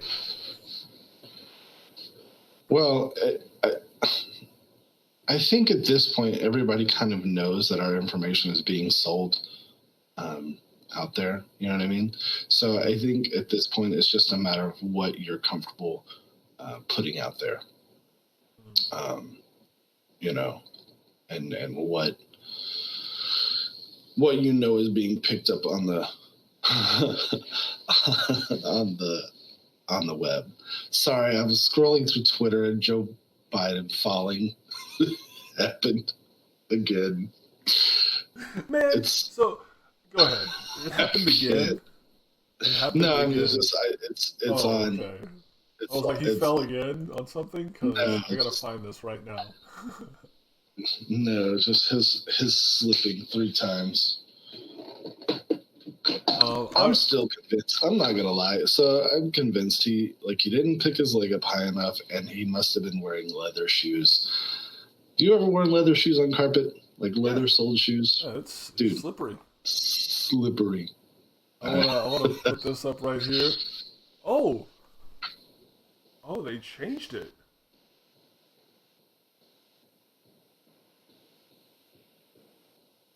They changed it to true. I think I have a screenshot though. I have the screenshot. Yes. It's like mostly false. It's mostly false. I got into an argument with my wife about that the other day. About it being mostly false. Like, mostly false. There it is on the screen. That was the original story right there. Mostly false. That's the screenshot of Joe Biden falling down the stairs. Yeah. Now they changed it. Fall. He didn't technically fall. He caught himself. I mean, we got into an argument about that. He did catch himself 3 times. He did catch himself, which is impressive. He didn't go. How awful would it have been if he'd have been stunned? If he'd have just went rolling down the stairs? Down. Also, how fucking funny would that have been?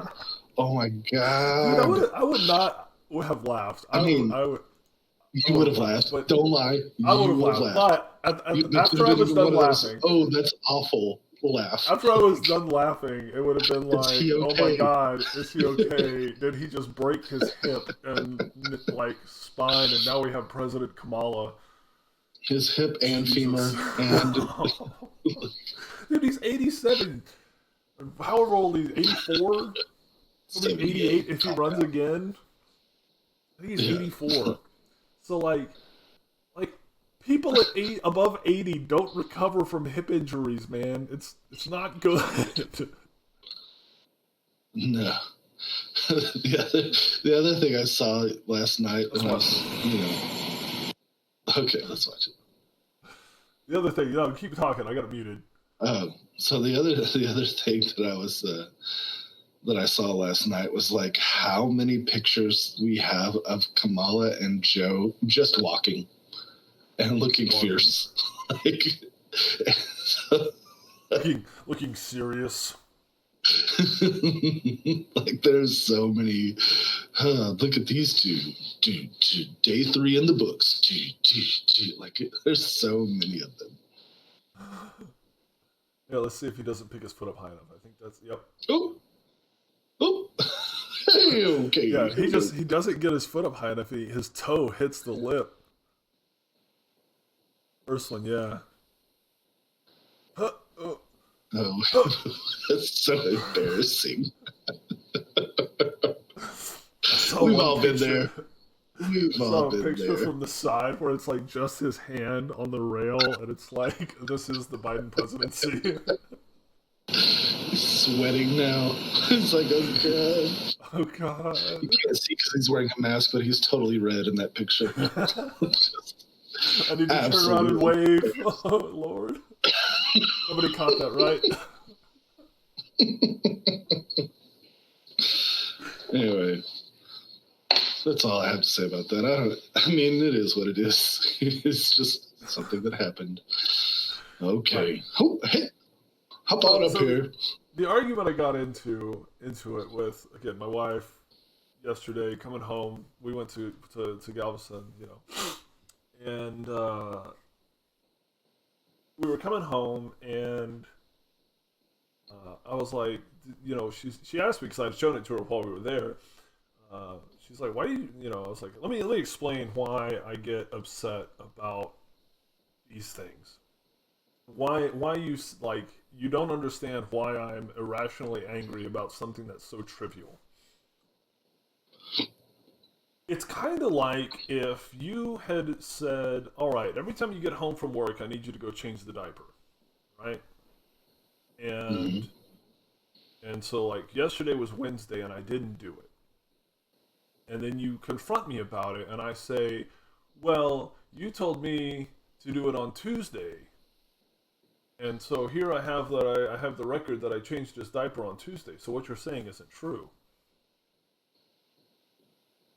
But she's like, well, I wasn't talking about Tuesday. And I was like, exactly. Nobody was talking about Biden falling all the way down the stairs. Everyone was laughing that he tripped 3 times. And when the story came out that it was mostly false, that Biden just fell on the stairs, it makes me angry.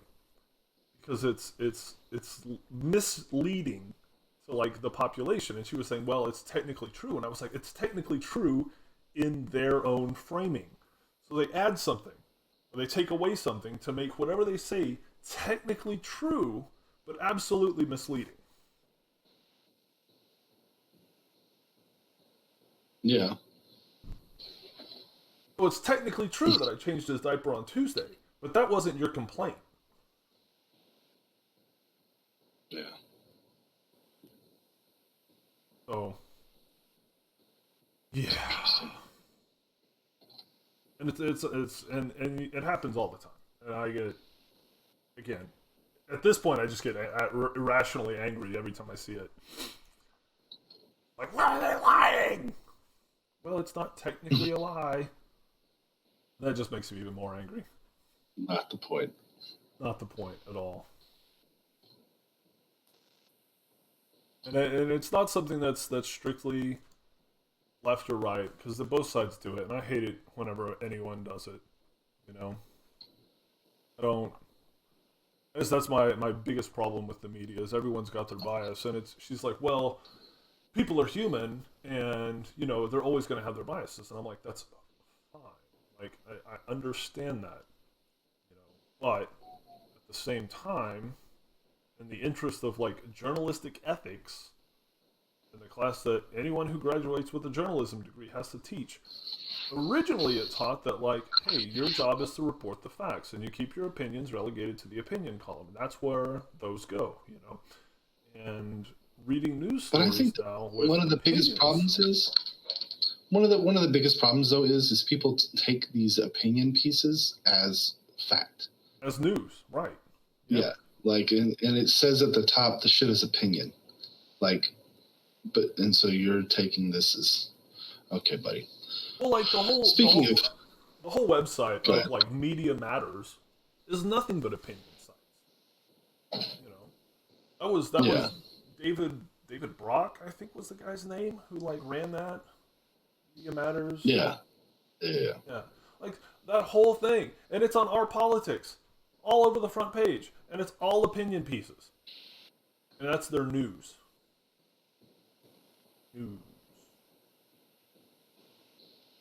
Just irritating. I don't know. I don't think we have like news anymore. News.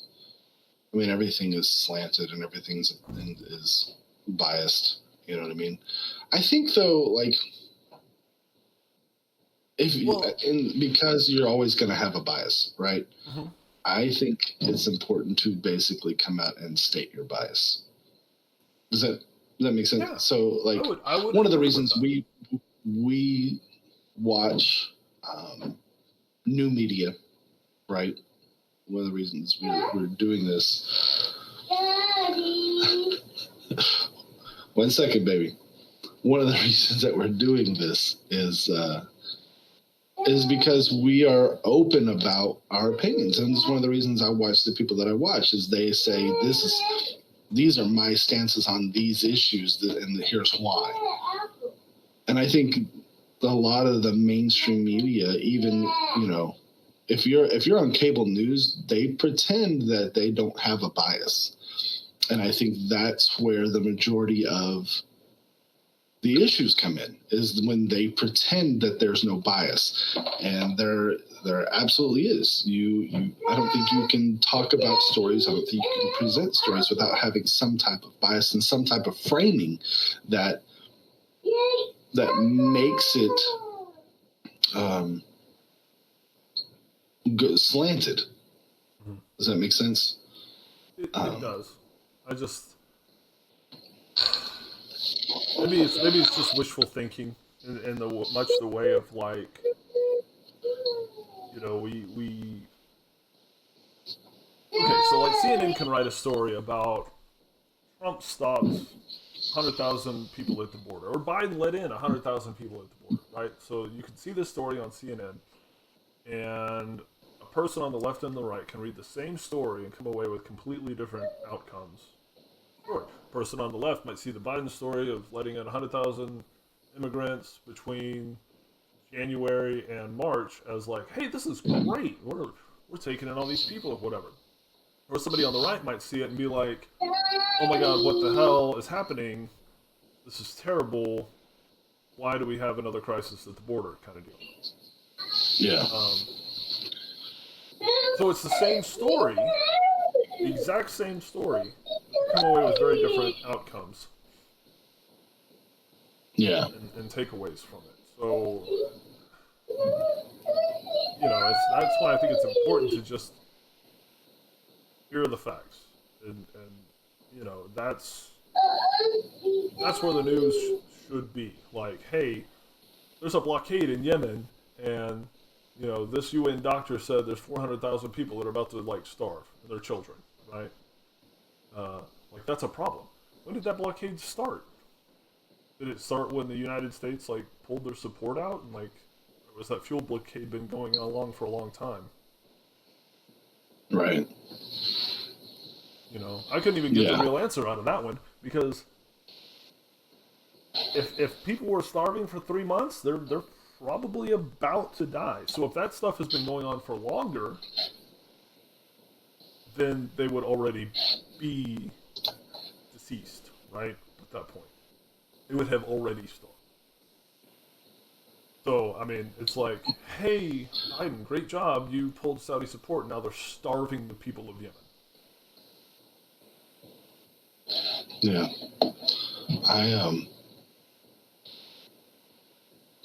That's fucked up. Yeah. So because we're not giving them money anymore, they're starving people. That's my assumption, right? Because it was one thing for the Saudis to go in with the U.S. support to fight the Houthis, on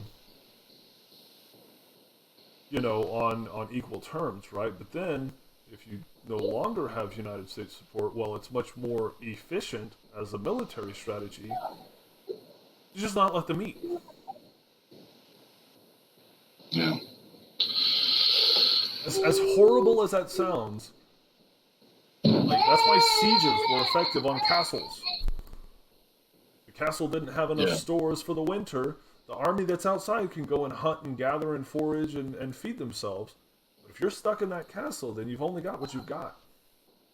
Yeah. So, I mean, this is a Eyebrows article from his site. Oh God, your favorite person. Eyebrows. Eyebrows. Ryan Savadra, as he's a guy you would hate to follow on Twitter. Probably. But this article here, and then which one is the AP article? Oh yeah, huh? So they stopped. Boeing Raytheon missile sales to Saudi Arabia paused by Biden administration. Yeah. Sanaa, Yemen. Yeah. And but they're like doing Saudi Arabia is doing a fucking genocide in Yemen. Like right now, yeah, turning into it. They're turning into it. They've been doing it. Mm-hmm. Like we were selling them the weapons, $1 million weapons deal. Remember when I used to complain about the emoluments clause with Trump and how he let all these Saudi people spend a lot of money in his hotels and then turned around and gave them a huge weapons deal? Yeah. Yeah. There's that. And so that they could go and do a genocide in Yemen. Been complaining about that for like 3 years. You know, it's funny you complain about that, but those weapons deals were already going through under Obama. Trump sold them more weapons, yes, no doubt. But Obama sold them weapons too. And it's one of those things where it's like he said the quiet part out loud. Trump did. Because we've been selling weapons to the Saudis for decades. We've been arming them to fight the proxy wars against Iran. That's what the Houthis are. So we have helped create Saudi Arabia as a stronger regional power to counteract Iran's movements in the entire Middle East. Yeah, and the idea that it was only happening under Trump and the emoluments is who's ludicrous. Fighting those people? You know who they're actually arming in Yemen? Al-Qaeda. So the people that bombed us is who we're arming. It's awesome. Is it? What's your source on that? Let's look that up. Let's pull that up. I'm really curious, actually. I'm not like...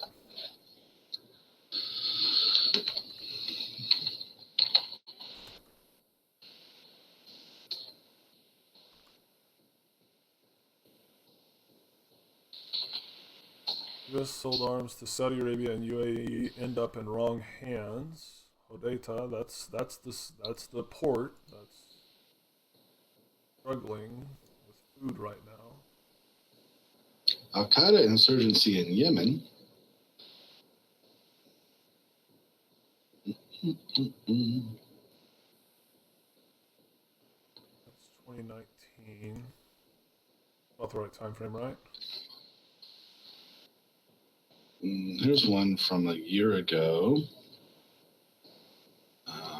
As Yemen's war intensifies, an opening for Al-Qaeda to resurrect its fortunes.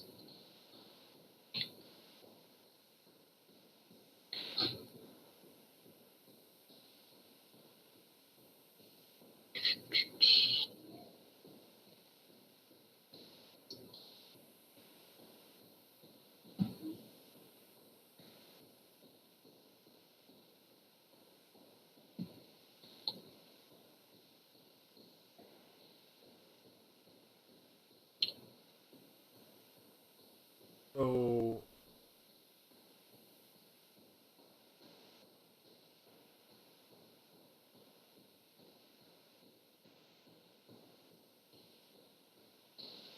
Reuters reported last month that Biden declared a halt to U.S. support for Saudi Arabia military-led campaign in Yemen, meaning that the more than 6-year war, widely seen as a proxy conflict between Saudi Arabia and Iran, has to end. This war has to end, said the Democratic president during a visit to the U.S. State Department in Washington. To underscore our commitment, we're ending all American support for offensive operations in the war in Yemen, including relevant arms sales.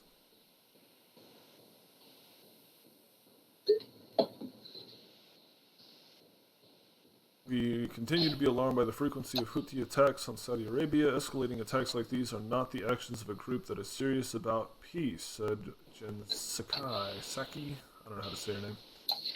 We understand that they face genuine security threats from Yemen and others in the region. We will look for ways to improve Saudi Arabia's ability to defend its territory against threats. So, this happened last month. Since that time, I believe the Saudi blockades have been more stringent. They used to let the cargo ships through that had the food and medicine. Now they don't. I think it was actually CNN that reported on the 14 ships that are just like waiting off the coast to get in. Wow. Yep. Yeah, so it was happening back in 2019. It was all over the news on the weapons. Yeah, this is the 2019 article. Sold to an ally, lost to an enemy. A report. Weapons made their way into the hands of Iranian-backed rebels battling the coalition to contact the country. So it wasn't sold to them, but they took them. Have transferred. Oh no, Saudi Arabia and its coalitions. Yeah, so Saudi Arabia sold the weapons. Yep. Yep. Violation of their agreements with the United States. A CNN investigation is found. So.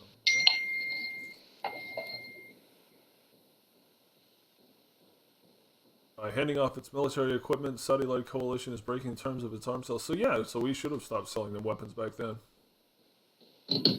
You broke the rules. But we didn't. Because the war machine has to keep turning. You know what, though? Like, seriously, the military-industrial complex in this country is fucking amazing. Every single state in this country has some form of military manufacturing in it. Mm-hmm. Everyone. And so that means every congressperson, every senator has a constituency that is employed by military manufacturing. So, in order for them to continue to, have jobs and continue to vote for them, they they have to continue the war machine. And so it's never going to end until we can divest ourselves from that. You know what I mean? Like it's too ingrained in our culture at this point to be at war, to sell weapons, to sell military stuff, to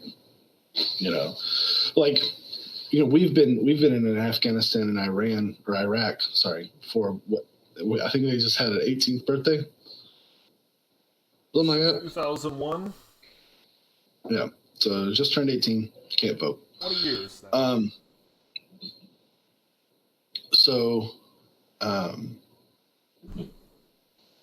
We're never going to leave. We have like 800 fucking military bases all across the country. I'm sorry, I keep doing that. We have 800 military bases all across the world. Like, we're never leaving. We've never left Japan. We've never left Korea. We never left Germany. We never left, you know what I'm saying. Like, we still have a huge air base in Frankfurt. Isn't it Frankfurt? Yeah, it's Frankfurt. Yeah. So once we go in, we're never fucking leaving. And so we they have Germany to. We've got $6 million a year to lease the land for that military airbase. Yeah, it's part of the $754 fucking billion military I'm also budget. fairly certain that, could be wrong on this, but I'm fairly certain that Japan pays us for the military base there. Oh, really? I think that was actually part of the terms of their surrender in World War II that we're still operating under.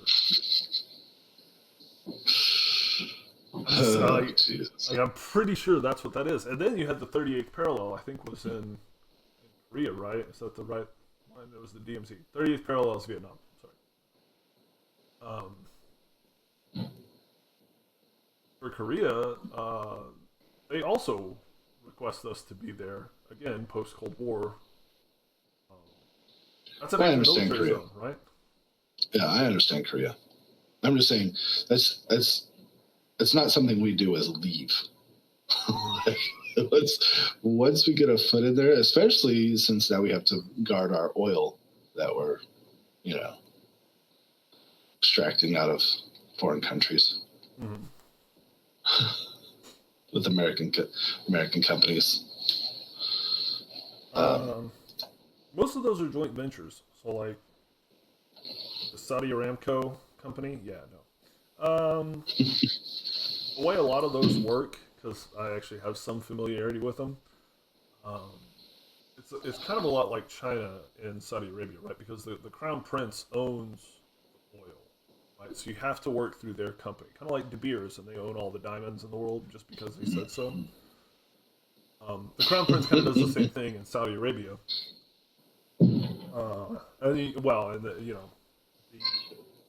The manufactured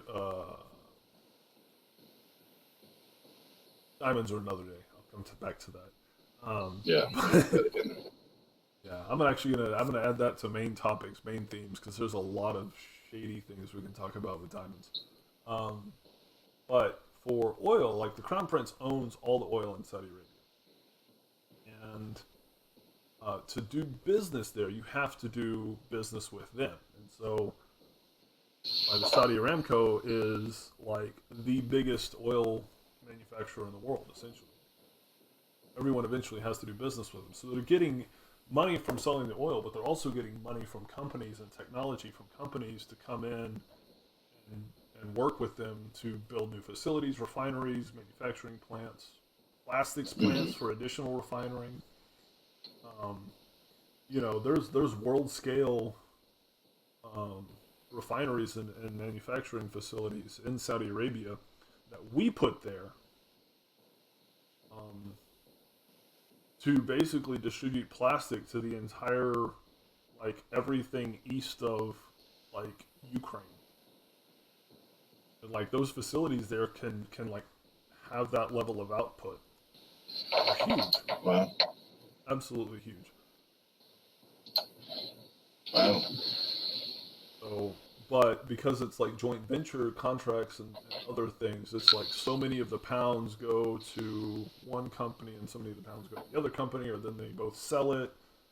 And so, like, we don't necessarily say, like, this company that I'm talking about specifically doesn't necessarily have full control over what is made and manufactured and where it gets sold and who it gets sold to. So a lot of that stuff winds up, and it's just like plastic stuff, but it's the technology to make it that's incredible. Yeah. That scale. So you're talking real innovation that can wind up overseas. And so, like, there's a lot of, I worked with Koreans in a joint venture until very recently. And, the intellectual property between the two companies was very weird. Because, like, the technology was sold to one company, and then they were basically like, okay, all of this is yours, and we have no part in it anymore. And then the Korean company would come back and say, hey, you left this out, and they'd say, like, no, we didn't, it's all yours, it's not a problem anymore. So then they were like, well, we never got it in the first place. And so then the lawyers have to get involved, and it's a whole mess. So. Way off topic here. We were talking about guns in Saudi Arabia. We've been kind of all over the place today. Because we didn't prepare very well this week. It was a busy week, man. It's kind of crazy for me. Sounds like you had a lot going on too. I don't know. I guess wrapping up, HR1 bad. Some things are good in it, but I don't like that. I don't think it's constitutional. The level of invasiveness that it extends to state control. There's things in here I do agree with. Like, I don't think that you should have senators and representatives go in to serve on for-profit boards at the same time. And I guess that's allowed right now or something. Like, I don't know. Oh, yeah. That should definitely be illegal. But, like, I don't know. Same-day registration, blanket absentee balloting. Like, these are things that just, I think, erode voter confidence. And I can tell you right now, with no uncertainty, that there's like record low voter confidence in this country right now. And whether you choose to agree with it or not, it doesn't matter, because there's like 70 million people who voted for Trump who basically think a certain way. You know, they don't have confidence in the election process. They don't have confidence in the elections right now. I think that this HR1 is only going to hurt that perception, because like, perception is power in this country, right? And you convince enough people you won. But my problem with that idea is that it went in as part of the Republican strategy was to reduce voter confidence. Like, that was part of the strategy before the election even fucking happened. Mm-hmm. Before the election even happened, they were like, they attacked the Postal Service. They attacked mail-in ballots. They attacked for fucking months. What the fuck did you think was going to happen? It's a propaganda game. And yet none of them did anything about it. Which is why I think they're absolute garbage, right? And so I'm not disagreeing with you. I think that's absolutely that's my point. Is because they didn't do anything. Didn't do anything because it was just a propaganda game. If this happens, then the Uniparty is in full control. Then voting, I don't think, matters anymore, ever again. And if voting doesn't matter, then there's only one recourse. But that would require us to come together, which I don't think will ever happen. I mean, as long as the media keeps us well and truly divided, right? With the identity politics and the men in the women's bathrooms or whatever crap they want to spill to the right, like, no, you're right. It won't happen until people stop listening to that trash. And I can tell you. But my point is the people that would be with you for revolution are my people, and we disagree fundamentally on the future. You know what I'm saying? Like, if you're all private business and we're all fuck private business owners, like, you see what I'm saying? Therein lies an issue, which you would have to. The issue is the difference between the individual and the collective. Right? Yeah, you would have to get that group, the gun-toting Marxists, to be on the side of Republicans that want to overthrow the system. And so I think that you would run into some issues there. That's my opinion. Like, like, you'd have to have the libertarians, the socialists, and the, you know, gun-toting rednecks all on the same squad. How do we push? Okay, so the Constitution is written with a ton of back doors, right? If you knew this or not, I'm sure you did. You're aware of it. You know, there's lots of ways to go about amending the Constitution. There's not just one path. Mm-hmm. Lots of ways to become a president. There's lots of ways and paths to get to certain things. And so, like, the framers of the Constitution basically said, like, okay, if this body becomes corrupt, how can the states fix it? So they made ways for that to happen. And I think it's, if 34 state legislatures all vote for a specific resolution, it becomes a recommendation to amend the Constitution to the federal House and Senate. Mm-hmm. However, if 38 states all vote for a specific resolution to become a constitutional amendment, it becomes a constitutional amendment. Right. That's why they're trying to overturn Citizens United. They have 18 states right now that have voted to overturn Citizens United. They're in the process of doing it. That's how they're going about doing it. I think that's how we get term limits. That's going to have to be how we get term limits. That's going to have to be how we get, we end the revolving door and things, because like a senator isn't necessarily going to vote for him to not make money. Right. Personally. Why would they? Why would they? And so, like, the only way that those things are going to happen is if we can maintain state power. Here's the thing, though, and this is what I think about a lot. The United States congressperson makes, what, $170K a year, right? And so that's enough. I'm just saying, like, that's enough money. That's plenty of money to make it, right? If you don't accept other outside monies or whatever, right? That's enough. A lot of people talk shit on Bernie because he's a millionaire now. He didn't become a millionaire until he was like fucking 70 something. Like, so it's not like, anyway, neither here nor there. If you don't accept money, $174,000 in the state of Texas, because I looked this up, it's like $18,000 a year. I think that's a level of gatekeeping to be a state legislature, and here's why. You'd have to take off work to go and legislate as a state representative,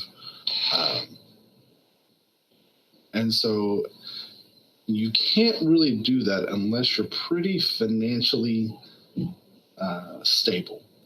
You have to be have to have a business owner that can run by itself. You have to have a certain amount of money already set aside, depending on where you're at. So I think regular people can't really do that job. If you work a regular job, you couldn't actually be and be financially stable. You're just talking to, like, be a legislator, and you're not counting the 12, 13, 16 months of campaigning. Right. That's what I'm saying. Like, even getting elected. But that's what even worse. Absolutely right. It's even absolutely worse. Right. So what I'm saying is, how do you, and you can't take the campaign money to pay your bills, right? Like, you have to maintain your bills throughout the campaign. You have to maintain your bills throughout the legislation. Like, I just don't know. I don't know how you do that without the gatekeeping of regular people getting into Congress. You know what I mean? Like, I think there's a problem there, because I think more regular folks that have regular ass jobs should be able to participate in this, in the governing of our country and our states. I don't know what it is in other states, but I think, I could never consider running for office in the state of Texas because I couldn't afford it. Now, if I got some financial backing and was able to run for office federally and then turn around and make the 174, I could probably do that, probably make that work. But in the state, I couldn't. I don't know. It's just something that kind of bothers me, where I feel like there's a level of gatekeeping where you have to be at a certain level financially in order just to participate in that. You know what I mean?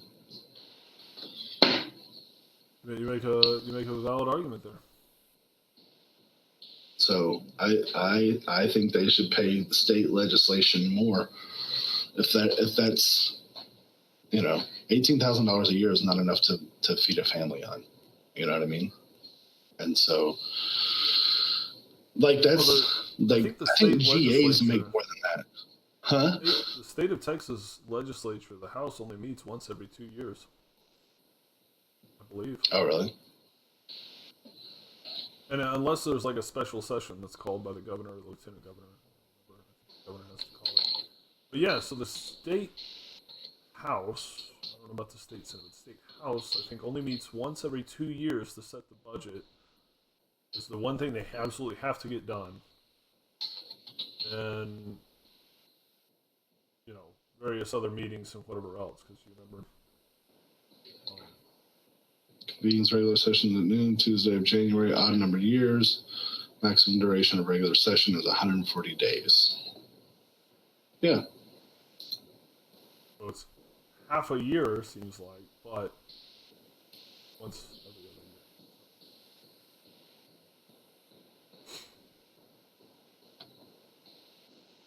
Congress is in session in the federal level basically all the time. They have to be there all the time. But for a state rep, it's different. But don't you have to maintain offices? Like, you have to maintain your office hours, I guess. So that means you have to have a staff member there, an intern there to answer the phone. I don't know what it means by maintain offices. I don't know either. Do they pay their office more than they actually make themselves? Assume it's not coming from the 18,000. Maybe that's why the GOP exists, so that they can pay their staff members. I don't know. That's really the whole reason, is to pay their local staffers. In any case, man, we're at 2 hours and 15 almost, so yeah. We'll right, hopefully have a less busy week next week, and we can stay on topic. Things to talk about. Stay on topic, yeah.